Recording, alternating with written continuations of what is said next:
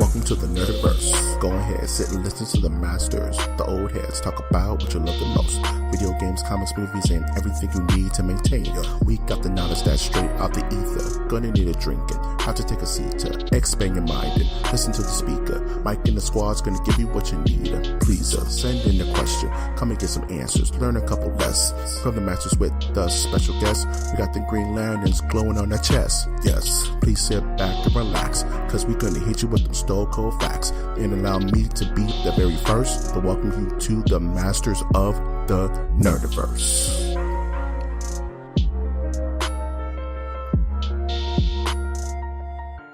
Welcome to Masters of the Nerdiverse, where we always have such sights to show you. You can find this ritualistic burial site of a podcast on iTunes, Stitcher, Spreaker, SoundCloud, YouTube, iHeartRadio, and Google Play. And if you're listening to this in the far-flung future of 1984, you may actually be listening to us on Spotify as well. What? Which would be awesome. I am, of course, your host, Mike G. And with me, as always, is my charismatic co-host. Hello there, Winter Sturdivant, coming at you live from the Sturdivant house.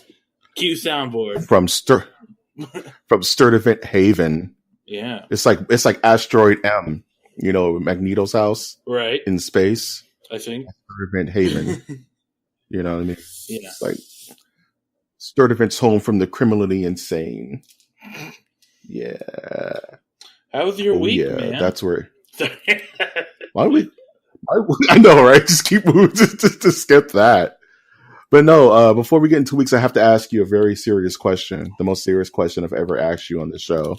All right, shoot me. Okay. That's funny you say that. You're a young man of sound mind and body. Are you prepared to join the Space Force? Yes, I've been talking about this all day. People are upset, and because they don't know any better. It's upsetting. It's upsetting to me how upset people are getting over this, because they can't get over their bias over the party of the red party beat the blue party, therefore the blue party's upset, sort of thing. Anyways, so now when the red party's going, hey, remember Moonraker from James Bond? Let's turn that into like a documentary. and it's like, yeah, let's do it. I'm all for it. I said I'm going to join. I'm going to set up. I'm going to say that right now I would like to put in my application to be a chaplain for the Space Force. Yes. Yeah. Winter is all for it, man. It's like Starship Troopers. It's like, would you like to know more? You know, right. It's like if I was an able young man of sound body, I would super join the Space Force, dog. Whatever we're doing, it's in space, and there's a very high chance I may get a Gundam. So I'm down. Anytime I can get a mobile suit, you know, in real life, you know what I'm saying? Because it's just the concept alone. Like, we need to police space, y'all. Like, what happens? Like, people are saying that. Well, some people thought that it was going to be like the Space Marines from Aliens, but I'm saying most likely it's going to be like the Air Force. So I'm going to go with, well, I was about to say Battlestar Galactica, but that's more like Navy. Yeah, that's more naval. So back to Marines or something like that. Yeah.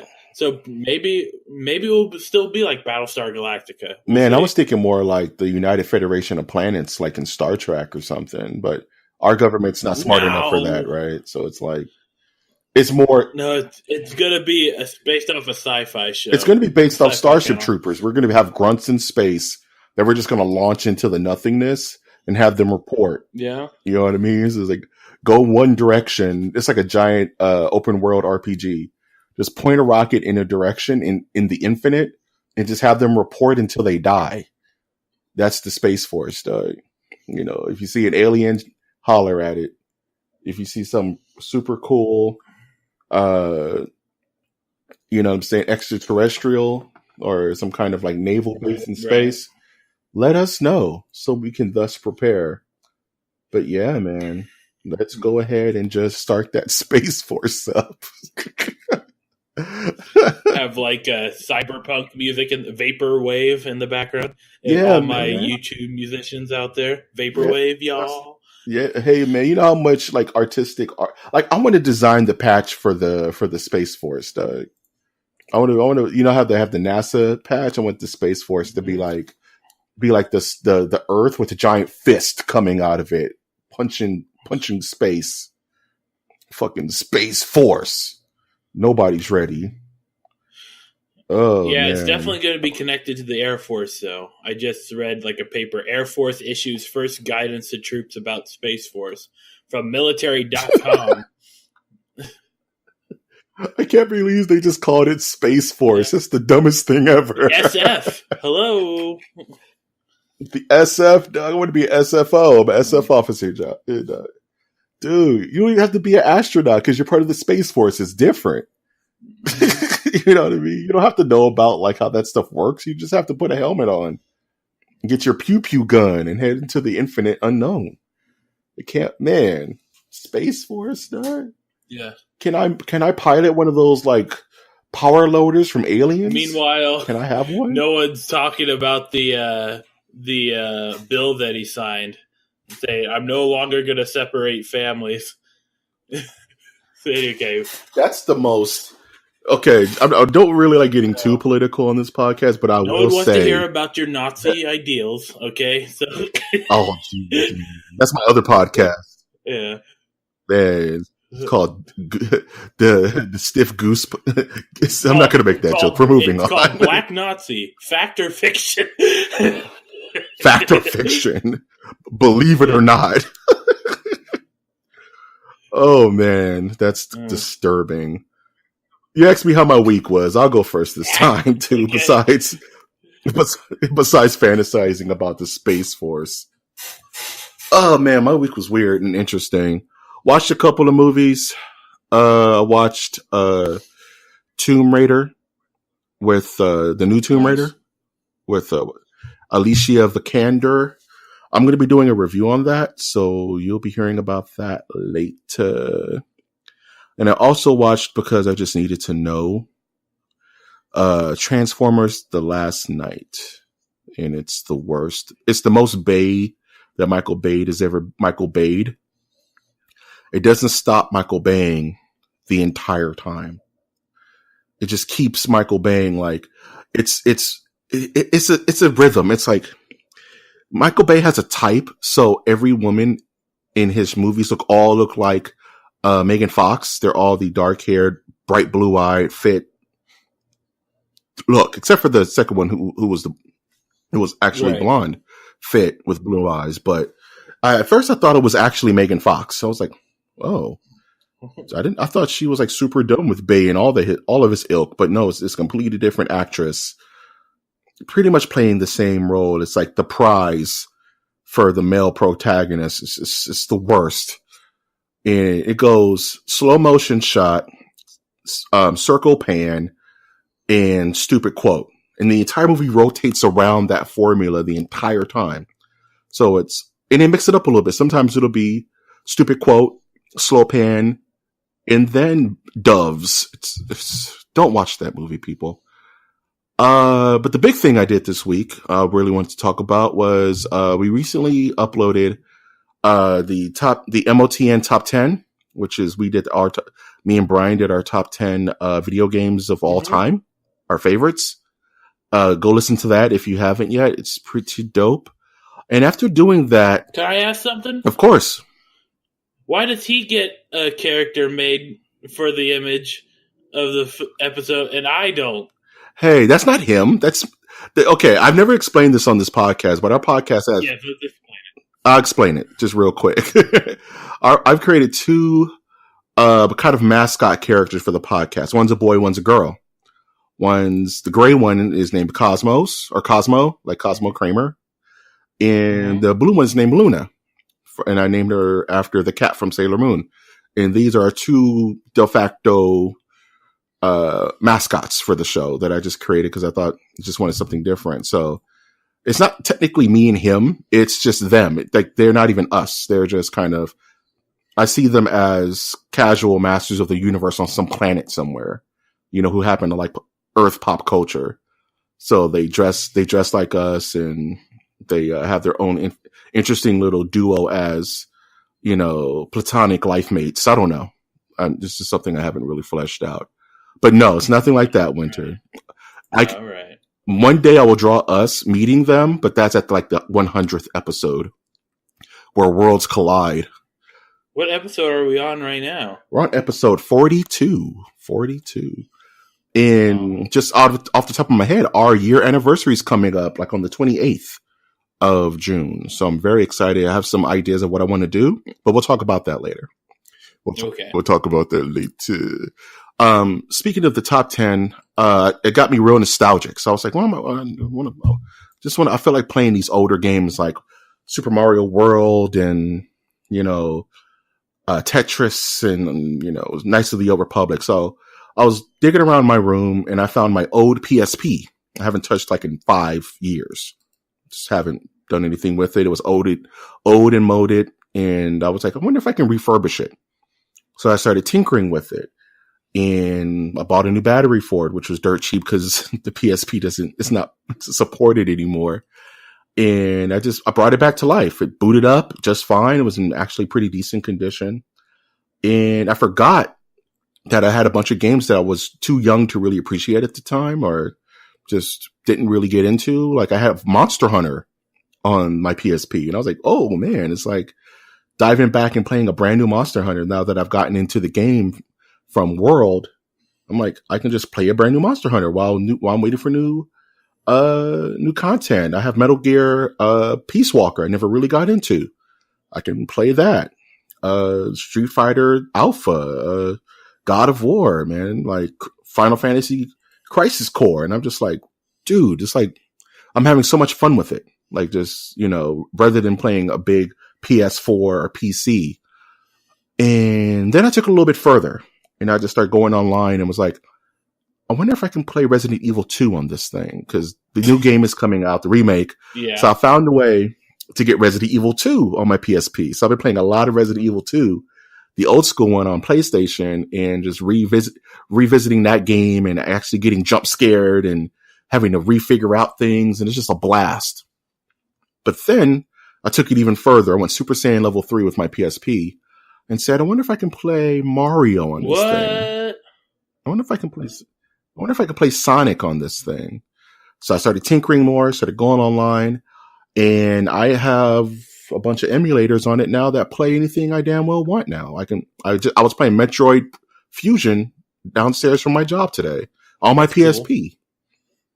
So it's like I've been, it's like this is my one-stop shop for gaming right now. It's like I'm not really interested in anything on the PS4 right now. It's kind of a slow time in gaming for modern gaming.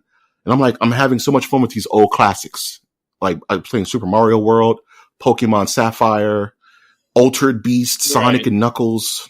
You know what I'm saying? It's kind of crazy. And it's just, that's what I was doing my whole week. It's just kind of getting into the meat potatoes of my PSP and learning how to make it an all-in-one gaming station that is no longer supported. So that's pretty much been my week.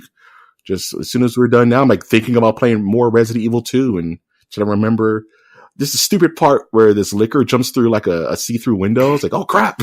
I literally jumped. It was super dumb. But yeah, that's pretty much my week, man. Just geeking out on nostalgic stuff. How about you, man? Well, I had a wedding that I went to on Saturday. Ooh, nice. How'd that go? It went pretty well. It was very interesting because first the bride asked if I could play music like 2 or 3 weeks before. I said no, I can't. Could I still come to the wedding? And she said no. We're trying to keep it small. If you play music, you can go. So I said no. But then the mother invited me to the wedding, and I said yes, and I got an invitation. Yes. So she was like, she saw me at the wedding. The bride like, oh, I hope she doesn't do a double take, and she does a triple take. Nice. And then she was all nice and all that. It was pretty nice. Yeah. I was taking like the worst photos ever, and I sent them on Facebook to her. I call it the Back of Heads collection. So I saw that, yeah, man. I thought that was hilarious, but it's not been getting a lot of traction. Of Damn. like important moments happening, and I'm just getting the back of heads of people. I thought Yeah, that was man. good. They'll appreciate that later. Yeah. You know, once the new is worn off, so to speak, you know. But they were given a gift of a cornhole set. Have you played cornhole? No, what is that? I've heard of it. I vaguely know what that is. All right, so it's similar to a game of horseshoes. Anyone out there, put the title of the song in the comments. It's where you throw these bags of corn onto these raised pieces of wood with a hole in the middle, and you're trying to get the bags of corn into the middle. And they're like bean bags size.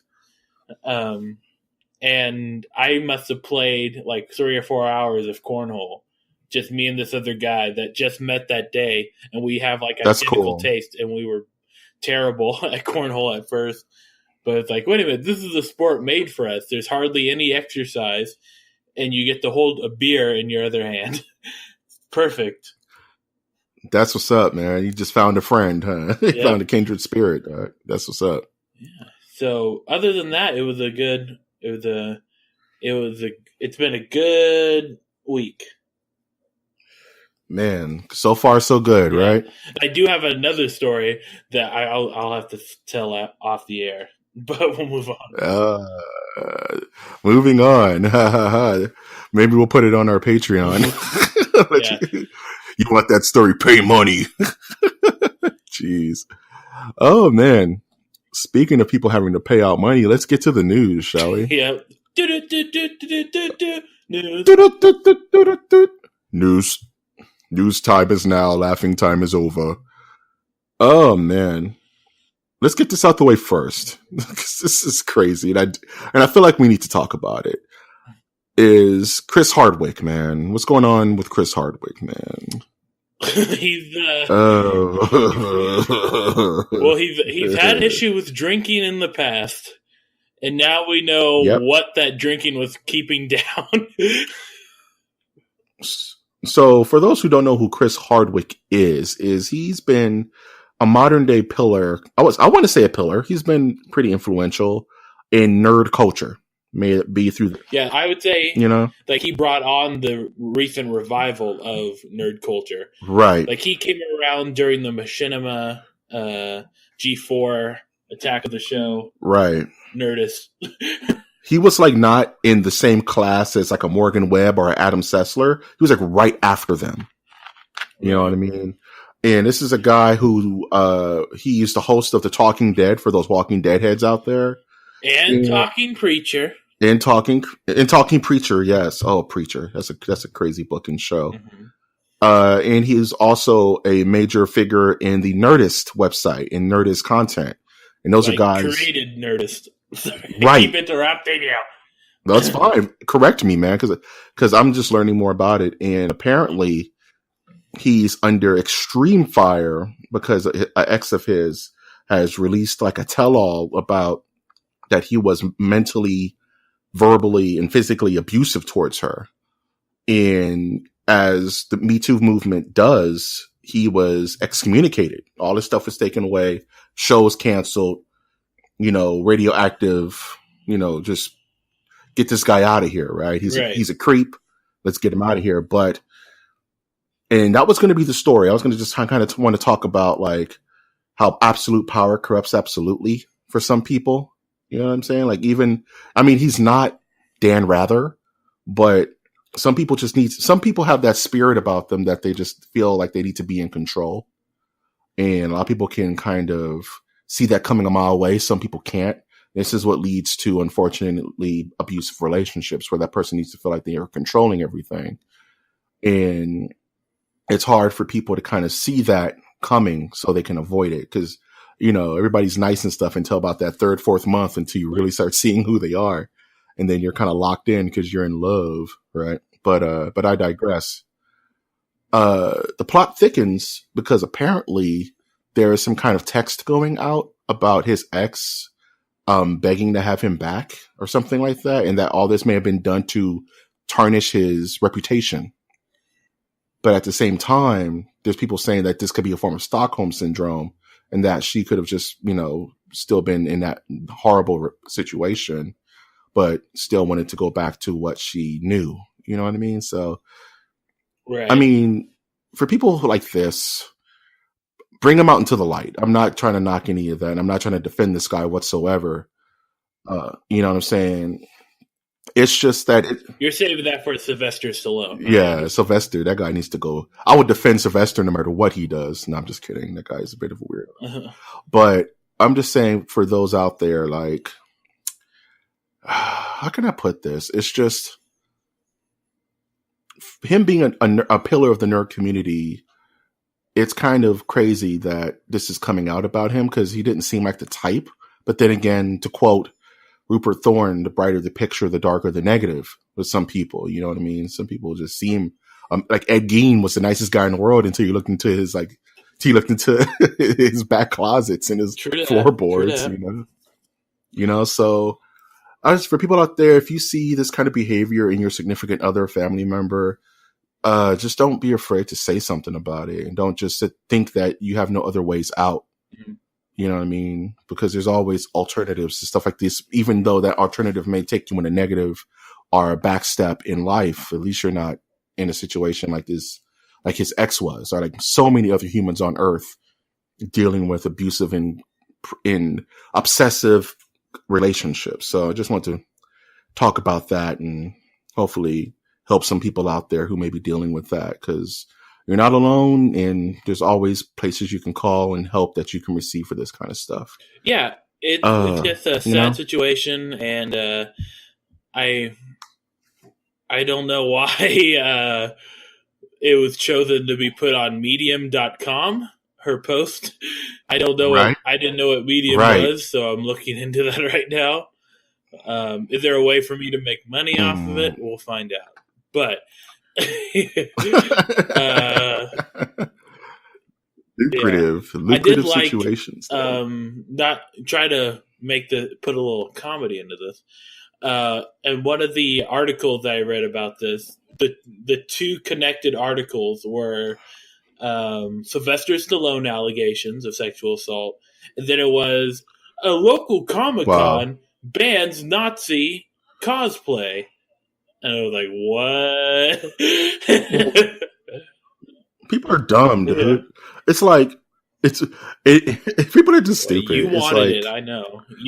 You should know. You wanted it. Like, you should know. Like, you don't. It's so stupid. People are so dumb. What did you think was going to happen? You show up and use the backdrop of cosplay. Well, it's a costume. It's cosplay. No, you're. Yeah, I played Wolfenstein. I'm Cyber Hitler from Wolfenstein. Yeah. No, you racist Nazi bastard. Yeah, man. Blast from the past. Gotta love it. We got our first looks at the Wonder Woman 1984 stuff. And the main reason I bring it up, because it's not one thing to talk about production stills and stuff like that, but for some odd reason, Steve Trevor is in the shots. Chris Pine, who's playing Steve Trevor, who's normally Wonder Woman's love interest, and for spoilers, dies at the end of the first movie. Super explodes, like no Winter Soldier. It's just he's finished. It shows up in the production stills of this new movie. I guess Wonder Woman 2, what they're calling Wonder Woman 1984 is the standing name for it, and it begs a question like. And it's a thing they also did in like Captain America, the Winter Soldier, where is it okay if you're, let's say, an immortal, right? And you live throughout time. Is it okay to constantly fall in love and date the ancestors of the people that you've loved in the past? Doesn't that turn into incest very quickly? Not if they're your children. If they're not your children. I don't know. You're getting into the gray zone. Yeah, like let's say Diana can't have children. I don't remember if that's canon or not, but let's say Diana can't have children, and obviously she didn't have children with Steve Trevor, right? So it's not her kid. But 40 years in the future, she finds that he had a great grandson or whatever that looks just like him. Is it weird that she dates him? Yes. Yes, right? I always thought that was weird about Cap. Like, Cap dated Peggy Carter back in World War II, but then he thaws out and immediately starts dating her grandniece, Sharon Carter. And like, dude, like, that's kind of double dipping, bro. Like, yeah, they didn't think that through. No, they did not. Anybody else, man? It might as well be your niece. You know what I'm saying? Like, gross. Mm-hmm. So that's the one thing I wanted to talk about with Wonder Woman. I thought that was super weird and just no. So however they explain that, they got some splaining to do, Lucy. You know what I'm saying? I don't like that at all. News I'm going to fly through unless you really want to talk about it because it's really just for me. Miyazaki, the guy who does the From Software games, like Demon Souls, Dark Souls, Bloodborne, that new game, the new game, yes, it looks super cool. It's like Sakaki or something like that. I forget the name. It's called Hanzo Extreme. Hanzo Extreme. Yeah. It's an Overwatch spinoff. It's an Overwatch Gaiden. Shadows Die Twice. He's hinting at making a brand new Armored Core game. And all right. Have you ever heard of Armored Core, Winner? Yeah, they just need to make it multiplayer and I'll play it. Like customize your mech suit or whatever. The customization in Armored Core games is like building a damn car. It's so detailed. You gotta find alternator parts and distributor caps and shit to build your mech, but you can literally build whatever you want and make it look like whatever you want. So if I'm gonna buy the game to make my Gundam Epion because that's what I have to do. And like Winter said, if it's online and you can play it, fight people or playing like squad based missions and stuff, dude, that's money right there, man. Like, but it's probably gonna be hard as hell to. Hopefully, if the UI is easy, it's not hard to navigate or control. Right. If the controls are fine, and of course the graphics are going to be nuts, then I'm all for a new Armored Core game. You know what I'm saying? That's sounds dope to me. The hypest news that came from outside of E3, because we're kind of in that weird afterglow of E3, is that Bandai Namco, the Arxis team, the guys who made the Dragon Ball Z Fighters game, Guilty Gear game, Blaze Blue, pretty much the best fighting game development team as of right now, better than Capcom, better than NetherRealm, in my humble opinion, are making a Kill la Kill fighting game. Now, I don't know anything about Kill la Kill. Ugh. Don't lose your way in your mind. That's only for Kill la Kill fans. And Kill la Kill is an anime that I watched when I was like super sick. I was like on my deathbed, Cameron, Ferris Bueller's Day Off finished. And I had a whole weekend to recoup. And I watched Kill la Kill on Netflix for an entire weekend. And it was amazing. It was kind of like Gurren Lagann. It's the same people. It's from the same guys who made Gurren Lagann. I think their name is, the name of the animation company is Trigger. If you have a chance, watch Kill la Kill. It's super dope. And they have nudist beach. So they're making kind of like an arena fighting game. I don't know if it's going to be like Dragon Ball Z Fighters where it's a 2D plane. It's looking like it's a 3D plane, which is kind of a turnoff for me. But Kill la Kill is getting a game. You don't like that? Like, it depends, man. Like, certain 3D fighters where it's like an arena where you all run around and stuff. It's like, I don't know. It's very hit or miss. It's not Tekken or Soul Calibur. It's more like the Naruto games. You know what I mean? Like the Naruto Path of the Ninja and Ninja Storm and stuff like that. Those are the games I'm not really too fond of because it's mostly just super galleries where everybody shows off their cool new moves. But it's like, oh, I don't want to say that. I'm not gonna say there's no skill involved. I'm just saying that it's a lower ceiling when it comes to fighting games, you know, mechanics and stuff. So we'll see if I can play as Satsuki and just stand on top of the freaking mountain and have the light beaming behind me. Then I'm all good to go. Don't lose your way, I have a question about fighting games because I've been watching a lot of shoutcasting, and a lot of the shoutcasting has to do with fighting. And I'm like, well, maybe I need to learn more about this. So, do you think a good fighting game to start off with would be Mortal Kombat X, or because it's like $20 right now, and you get all the characters? And you know what? Yeah, that's a good question, and I'm happy you bring this up because there's a lot of people who are like yourself who wants to get into fighting games for the first time, and I would say that Mortal Kombat XL, I think is what you're talking about, where it's the complete package for $20, is a very good gateway for NetherRealm games. You understand what I'm saying? Because fighting games, much like any other genre, has a subsets that require different skills. Right. You know what I mean? Like NetherRealm games is a certain type of fighting game that fights a certain kind of way versus, let's say, a Soul Calibur or Tekken 3D fighter style way, which is different from a Street Fighter, King of Fighters certain kind of way. They require different things from you, and they all have different kind of difficulty ceilings. Yeah. You know what I mean? So it depends on what kind of shoutcasting you want to get into, because there's even Smash Brothers, you know what I'm saying? Gateway to fighting games because it fights a certain way. You know what I mean? So it really depends on what I would suggest is go on Twitch and watch some fighting game streams like you've been doing. Watch some shoutcasting. And if you see yourself gravitating more towards like Injustice 2 or Mortal Kombat, then get yourself a nice $20 Mortal Kombat game and go nuts. Go online, go on YouTube, learn the lingo, learn,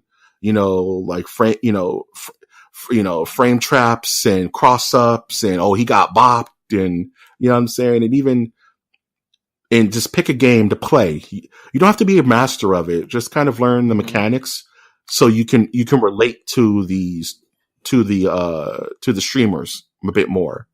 So Mortal Kombat XL for $20, go nuts, man. You know what I'm saying? Like even Street Fighter 5 is a good gateway because it's not too complicated. I also want to find a reason to buy a fight stick because I like that whole concept. I'm gonna tell you, I built my own fight stick. I modded it. Yeah, that sounds cool. And I put my own custom artwork. I've actually been having the itch to do it again because I have a modded PS3 fight stick that also plays on PC and Xbox 360.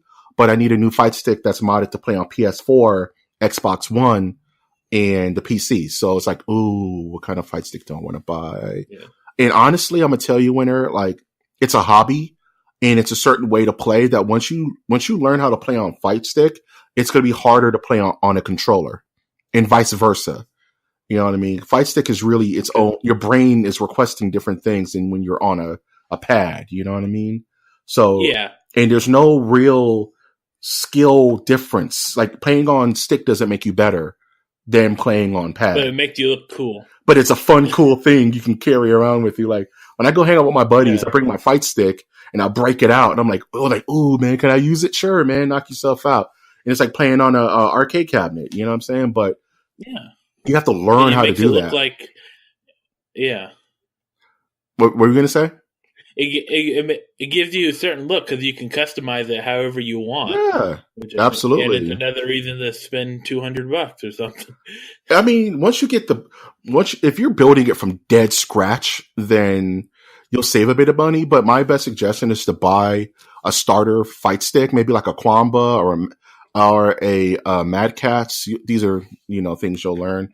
There's a really good website called focusattack.com that sells the actual parts. So if you want to get specific buttons, you can get cool ball tops and stuff like that. You can mod it however you want, put lights in it, whatever you want, man. Yeah. It's just know that if you're learning to play fighting games for the first time, you kind of want to pick one way and go with it, because doing both at the same time is just going to confuse you. You know what I'm saying? So it's like, and also pro tip, Mortal Kombat games are better on pad. Just weird pad. thing. So you're talking about, so what's a pad? Like the regular controller. Okay. That's like a regular old controller. Pad is like regular old Xbox controller, regular old PlayStation controller. Okay, a game pad you're talking about. Exactly. I'm sorry, that's fighting game lingo. But But yeah, I would definitely suggest getting you a nice little starter arcade stick to kind of practice on and get good. It's a ton of fun, and it's a nice, very, very open and toxic, but at the same time, open armed community. The FGC is, because all communities are toxic on some level. Yeah. Well, like, there's a different.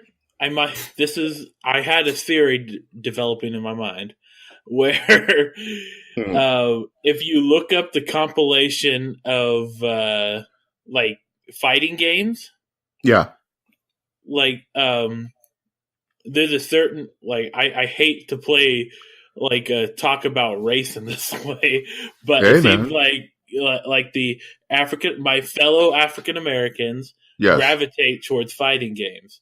And like, and let me also say, in the Overwatch League, I don't see a lot of my African American brothers and sisters, or sisters. Actually, there's no sisters at all in Overwatch League. But I'll comment on that. It's because back in the day, it was SNES or Genesis, right? Right. And the games that were played in urban areas, mostly competitive games, mind you, were sports games or fighting games, right? Either you were dope on Madden, or you were dope in NBA Live, or you were schooling people in the arcades in Street Fighter, right? So the FGC has a very strong urban hip hop atmosphere to it. Like a lot of cats, there's SoCal and NorCal and the East Coast in New York, and there's the Florida players. But then you have like a really strong juxtaposition when you have cats in Mexico. Mexico is or South America is a huge fighting game community down there, where they play a lot of King of Fighters and they play a lot of Dragon Ball games. And then of course you have Japan, where those are those dudes eat, drink, and breathe fighting games. And then you have Europe, which loves like the Soul Calibur and Tekken and stuff like that. So when you're watching a stream, you're watching, let's say, Spooky, or you're watching Evo or something like that, you're going to see two sides of the fighting game community. You're going to see the esports button up, Ultra Chan and David kind of, but like professional approach to the fighting game, and more of like a golf clap. You know what I mean? It's like, oh, he jumped and crossed up with the low mid and went into super from his FADC. And it's like, oh, okay, I get it. They're explaining it to me. And then you have FGC thuggery, where, they're like, squeeze that bitch. And they're playing like Marvel vs. Capcom 3, and they're just going nuts. You're listening to cats like Yipes and, and Tasty Steve and all those cool dudes. So, and, it's more competitive and it's more one-on-one. You know what I'm saying? Like, true. You could play a fighting game without an internet connection, right? You don't have to be part of a squad. You can, but nowadays with the younger youth, the kids now, for those who don't have the money to have an internet connection, you can always invite your buddy over to play Street Fighter, to play Mortal Kombat. And that's where, the urban, like African American, Latin American, Filipino communities draw more toward the fighting game community, because it's more grassroots and it's a bit more underground. Because the money's in E-League, in MOBAs, in first person shooters, because that's where it went, because it's how it goes. And fighting games have always been kind of the redheaded stepsister in that equation, right? And it's because of the thuggery that people have kind of stepped away. But don't let that discourage you, because for its lack of polish, it has a ton of passion. And these guys are out here making really good money. Like Sonic Fox is a young African American who's probably the best fighting game player in America right now. Just overall, the kid he's like a 17, 16-year-old kid, and he's insane in everything. He won Evo 3 times, like in Mortal Kombat. He's played Injustice, won Evo in that, playing Dragon Ball Z Fighters now, killing it in that. And he's just one of those kids that grew up watching these guys play, watching Justin Wong and, Mr. Street Fighter, guys like that. So, don't let that discourage you, definitely, from checking out like Twitch and just falling into a Street Fighter V stream and watching guys train and kind of chew the fat, because it's fascinating stuff. You know what I mean? Now, especially on the competitive level. What is we can move on after this question, but no worries. I can talk fighting games all day. So with the what's the incentive of playing online multiplayer? Like, is there a ranking system, and do you get is there seasons in some games? Yeah, good question. It depends on your game. They approach it differently. Yeah. So playing online is really what separates the men for the boys, so to speak, where it comes to testing your mettle. And there's different ranking systems. So you start as rookie. And it's all about ratios. So your win to loss ratio will dictate your ranking. Mm-hmm. So if you have like a 60-40 win loss ratio, and the more you play, the more prestige you get. So you go from rookie to beginner to intermediate to champion to godlike, you know what I'm saying? All playing online.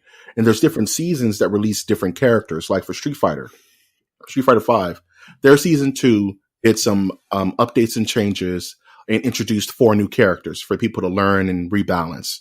Then season 3 came, more balances, more new characters. So it's growing the game at the same time, adjusting it so it's fair. Because you always want things to be balanced and fair in fighting games. So everyone's on an even kill. It is less exploits and more skill. Right.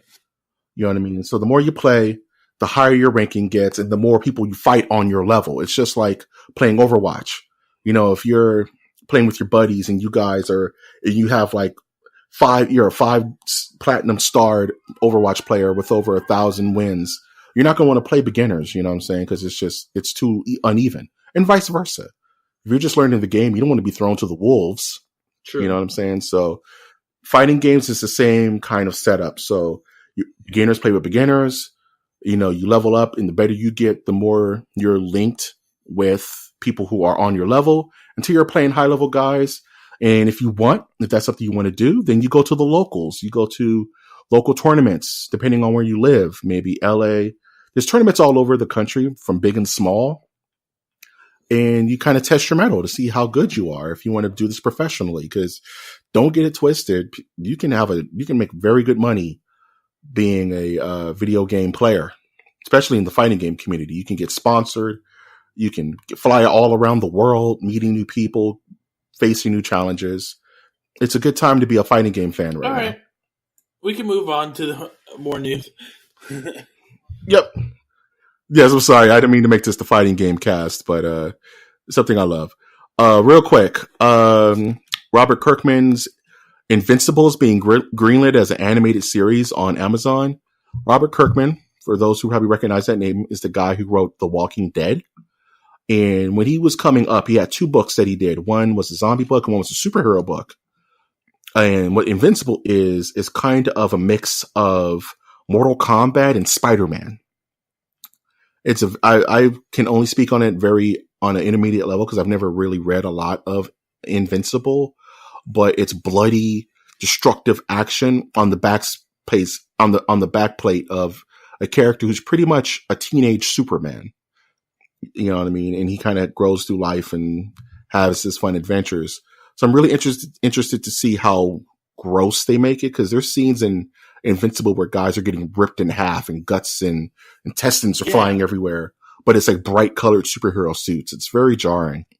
So I'm kind of interested to see how far that goes. Yeah, I'm excited for it too. I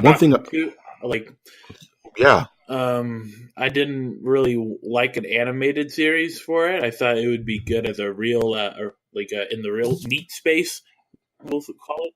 But I'm still right. I'm not gonna say no to it. Perfect. Yeah, man. Same here. I want to give a public service announcement about Fortnite. Have you read this story, Winner, about what's going on with PlayStation and Fortnite? I've been reading about it. It's crazy. So here's the thing.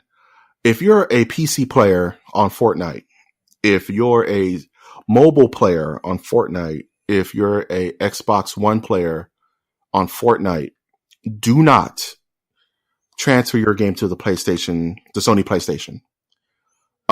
What's happening is that PlayStation has ever since, let's see, the PlayStation 3 has not been really open to cross-platform play.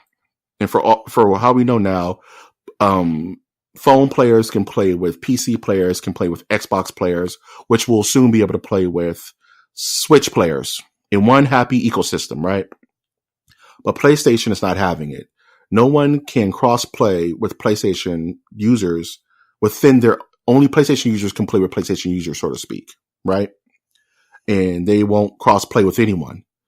The weird thing is that if you're a PC player and you transfer your data to a PlayStation, they say, oh, I want to play it on PlayStation now. You can't transfer it back out of PlayStation. You're locked in. So if you've bought skins, if you've bought accessories, the moment you transfer that to a PlayStation system, it locks you into PlayStation forever. That account is locked in PlayStation. And there's no fix for it right now. Correct.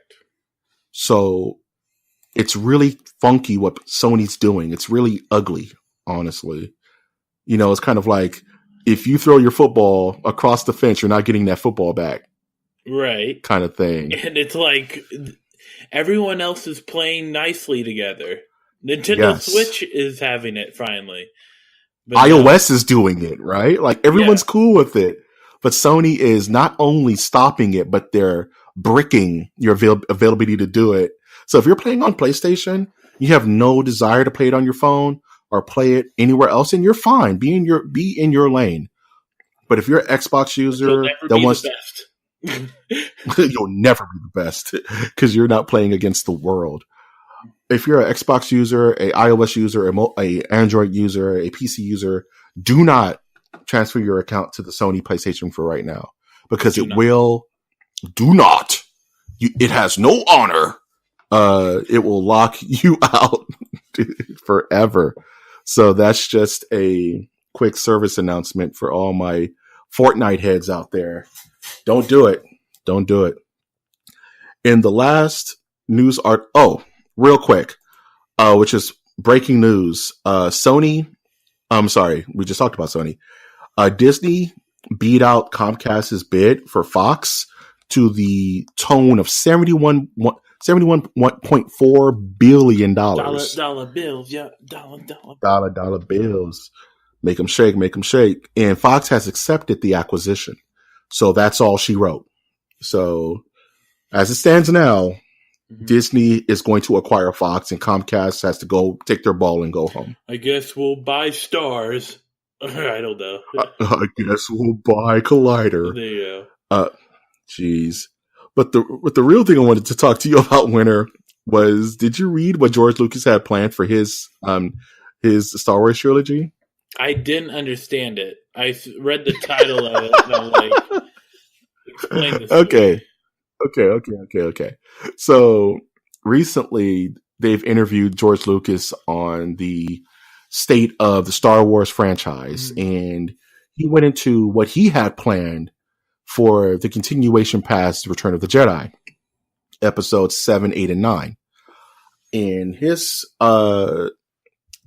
idea went as, and I'm ad-libbing this as such, is that for his next trilogy, it was going to focus on a clandestine group of universal controllers called the Wills. The will of the Force, as it were. They operate on a microbiotic level and orchestrate and control the universe and feed off the Force. In that, even though fans would have hated it, at least his story would have been told in its completion. What? I have no comment. He's a crazy old man now. I'm sorry. Remember, we were talking about this a long time ago, how sometimes it's best that these creators just let their babies, their darlings die. Yep. You know what I mean? It's best. Sometimes it's like they need to step away from the curation of their baby. Their baby's an adult now. And there's other times where it's like, and another rule would be you need to keep the creator in the cage.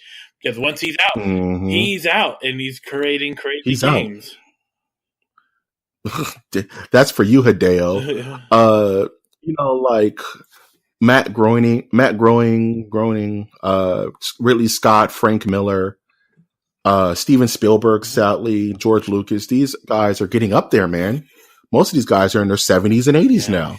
And it's like, it's time to let your darlings die. And can you imagine, like, him knowing fans would have hated it? But I think he was also jaded because of the backlash from the prequels. You know what I mean? He hated the prequel. He hated that people hated the prequels. And he was salty about it. So he was going to write this story about the Wills. And apparently in Star Wars lore, the Wills have existed since the first draft of like Empire Strikes Back. Like he's had this idea forever. And that the Wills have been sprinkled in the Star Wars universe here and there. There's a mention of the Wills in Rogue One. There's also a sighting of the Wills like in the Clone World, I think the Star Wars Rebels cartoon. And in like expanded universe literature. So the Wills aren't anything new. So he was going to finally bring this idea to the big screen and have some metachlorian micro world battle between the Wills and I guess very, very, very small Jedi. It kind of reminds me of that one Green Lantern character who is actually an amoeba. It's a Green Lantern that's a cell that has like a little power ring. And he just goes inside people's bodies and gives them influenza. I'm kind of glad, it's super nuts. He needed to step away from the game. Yeah, man. It's sad, really. And it's like, you let yet fresher minds take the wheel, man. Like, I get it. You never want to stop creating. You never want to stop being creative. But we all can't do this alone, man. Like you need people to rein you in and say, you know what, that's not the greatest idea. I mean, even kings have their jesters, right? Like the jester is there to keep the king in check, you know, to keep his hubris in check. And that's what George would have needed. You know what I mean? He needed someone to be like, no, man, it's dumb. And people are so afraid to do that with these kind of people because they're afraid they'll get fired. You know what I mean? Like, and they probably would. Don't get it twisted. Like, you can't tell some people nothing, you know, back to people who like control. So if George would have got this off the ground and knew people would have hated it and made it anyway, that's kind of spiteful. And I'm happy that didn't happen. So in this case, sorry, Georgie, you're probably going to get in a comic book one day and people will give you money to do it. But Kathy Kennedy and the cats at Disney/Star Wars, they have other things in mind, my good all friend. About the money. Other things in mind. Money. All about them Benjamin. Money, money, money. Yeah. Ready for some questions? Questions. If you want to email us and tell us how much the Wills would have been an awesome idea, send those to mastersofthenerdiversecast@gmail.com. That is mastersofthenerdiversecast@gmail.com. We're gonna get sued for that. I don't care. Right. It's just a jingle. I forgot to do it. I can do it. Dang it! Someone told me I couldn't do it. You did it for me. That's okay. There'll be multiple weeks where we can do this stuff, man. All right, ready for your first question, my good sir? Hit me. 21. Name a food that you would fight to keep legal. Spaghetti. Let's say your what food? Spaghettis. Yeah, that's a good answer. That's quick answer. I would fight to the death to keep horchata legal, dog. Horchata's the best. Right. You ever had like homemade horchata? I'm more of a, how do you pronounce the other Mexican drink that people have? Hamaca or Jamaica? Jamaica, dude. Yeah, Jamaica and tamarind is really good, dude. Yeah, sangria, hibiscus flower, dude. Or something like that. It's so good to make you want to slap your mama. Yeah. How dare you? Okay, next question. What's the strangest thing that you've been told during a first date? I'll pay for your food if you want to eat something. Yeah. That's what they told you? That's weird. No, You're not eating? I took up the courage of like telling a girl how much she meant to me, and then we were going on a date, But then I realized, I have no money for this. So I'm sitting there while her friends are Nice. Yeah, I've been eating there before, because man. she wanted to go with her friends, so I didn't kill her or anything. Fuck. And Straight up. yeah, that's pretty Straight up. much what they said. And it was like, okay, well, I don't have any money for food, so I'm just going to sit here and just like spend some time with you. And I thought that was nice. Yeah. But it was actually very weird. And then, yeah. I can see how that would have made things awkward. Everybody's eating, you're just sitting there staring at your phone, like, I didn't have a phone back looks then good either. Shit, man. I've been there before.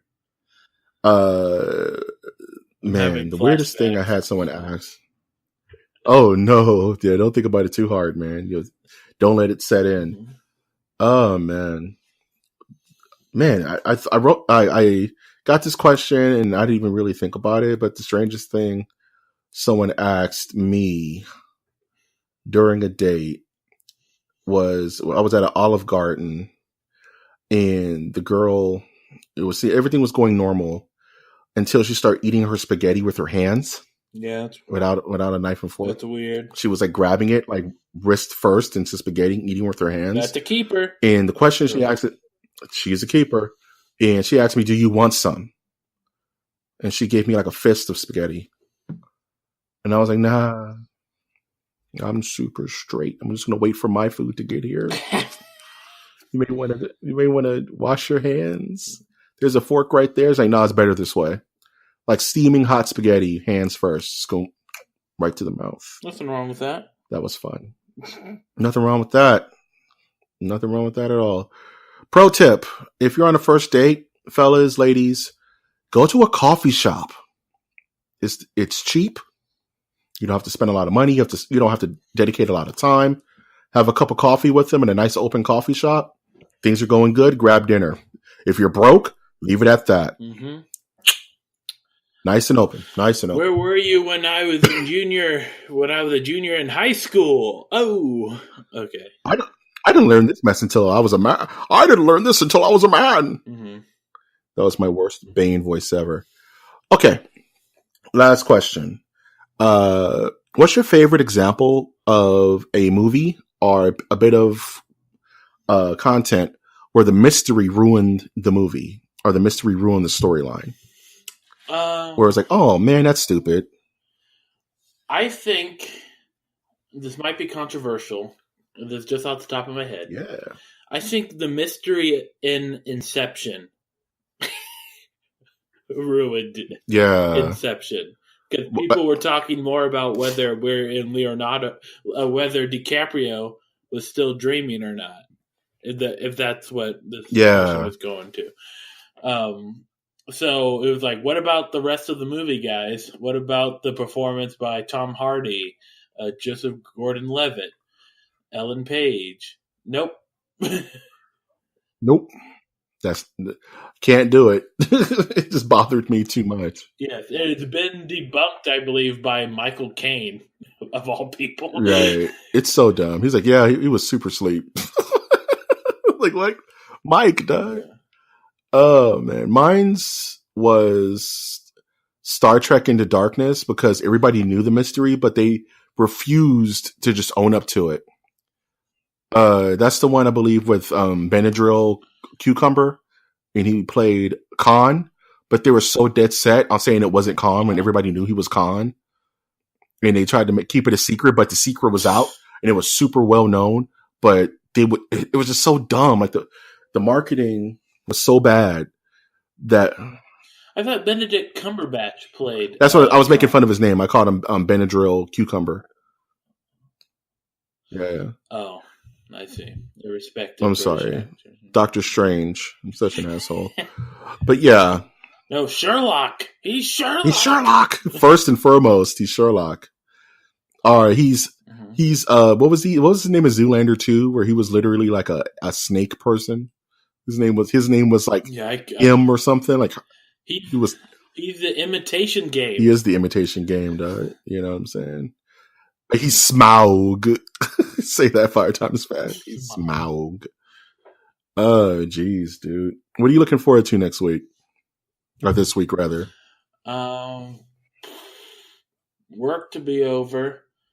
I'm going to be taking a free class on becoming an official cornhole referee. Nice. Do it. Online. Do it. And I'm going to be working on some papers for my seminary summer classes. Nice. Sounds busy, man. So you keeping yourself busy. Yep. A combined 60 pages for all the different papers after. Nice. Minimum. Do it. You got this, man. What are you doing? Know, man? Just play some more PSP, I guess. Dig more into that. Beat Metroid Fusion. I have nothing going on. Go to and from work. Maybe get a haircut. I think by the time next time we record, Luke Cage season 2 will be out, so I may watch that because I kind of have to. Yeah, but nothing really much, man. This week's going to be kind of slow motion for me. Yeah, man. I'm also trying to get back to writing scripts. I have a couple of ideas in my mind I need to get out, or they're going to make me crazy. Yeah, man. So you know what they say: just spill it onto the paper and then fine tune it. That's how you do it, man. Just get it out of your brain and then fine tune it, man. Man, you have any closing thoughts before we close this bad boy out? Check out my profile on Bandcamp. Do it. Yeah. Check out my weird art page at navalcosmos.wordpress.com. You can see some old artwork that I did. I'm an artist, y'all. What? And also merch. Check out the merch store. I was checking that out today. I was going to buy a t-shirt, but then I was like, I better just save my money for hospital bills. I feel that. But if you don't have to save your money for hospital bills, check us out at tpublic.com. That's where we have our shirts, stickers, cell phone cases, messenger bags. Buy that merch. If I want to be out in LA, I want to be at Venice Beach, I want to see somebody wearing a Masters of the Nerdiverse shirt, I will walk up to you, shake your hand, and buy you some pizza, some beach pizza at Venice Beach. If I see you wearing a shirt, if some random person comes to me in Venice Beach, I'm gonna pepper spray. Don't pepper spray them. I don't want what you're selling. If I see a guy wearing a Masters of the Nerdiverse shirt, I'm gonna walk up to him, introduce myself as Mike G, and say, "You want to grab a slice and talk about life?" And once I rub the pepper spray out of my eyes, we'll get some pizza, man. That's how it goes. Venice Beach always smells like incense. So weird. Smells like the inside of Craigslist ad. Jeez, or maybe I'm thinking of Fincher. Yeah, man, it smells like Casual Encounters, dog. Gross. That's the easiest way, dog. It's the easiest way. Or Backpage. Oh. All right. Let's go. Backpage. I have to do some stuff after this. So oh, man. Let's close this bad boy out, man. So if you like the show, you want to help us out, you can always visit our website, which is mastersofthenerdiversecast.com, where you can visit our Patreon, throw some ducats our way. It absolutely helps with the production of the show. And if you wanted to help us out non-monetarily, you can always visit us on iTunes, Stitcher, Spreaker, SoundCloud, YouTube, iHeartRadio, our Google Play. Leave us a like, give us a comment, please subscribe. I'm, of course, your host, Mike G. And I'm always Winter Sturdivant. And we will always ask you to take that one step beyond.